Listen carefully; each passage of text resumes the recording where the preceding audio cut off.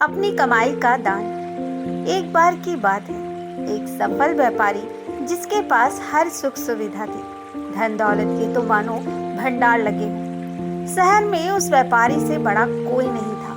यह सब धन दौलत व्यापारी ने स्वयं मेहनत करके कमाई थी। व्यापार को समझा, व्यापार को बढ़ाया और ना जाने कितनी कोशिश की, तब जाकर वह उस मुकाम तक पहुंच पाया।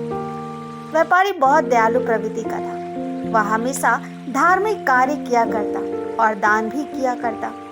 व्यापारी की एक लड़की थी जो विदेश में पढ़ा करती थी। एक लड़का था जो पढ़ाई पूरी करके व्यापार करने आया था।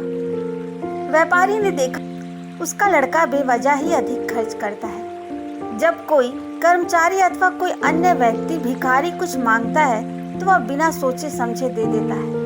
बहुत कम समय में ही व्यापारी का लड़का उससे ज्यादा दान करने लगा।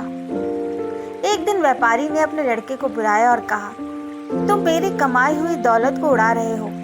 तुमको क्या लगता है यह दान करना सही है?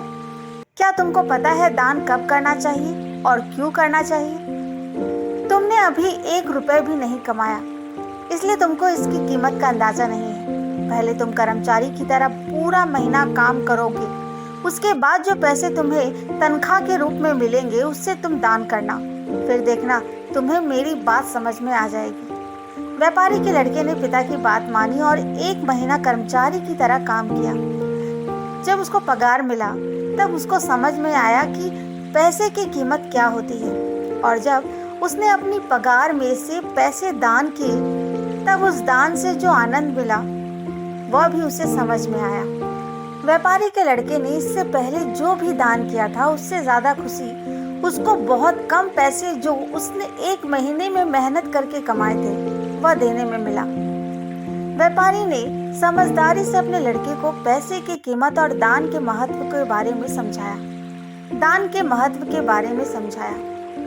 इस कहानी से हमें यही शिक्षा मिलती है कि दान हमेशा अपने कमाए हुए पैसे से ही करना चाहिए, तभी उसका हमें धार्मिक लाभ मिलता है और मन को शांति भी प्राप्त होती है। जब तक हम पैसे नहीं कमाते तब तक हम उसकी कीमत नहीं समझ पाते। तो दोस्तों, आज की ये कहानी कैसी लगी कमेंट बॉक्स में ज़रूर बताएं। धन्यवाद।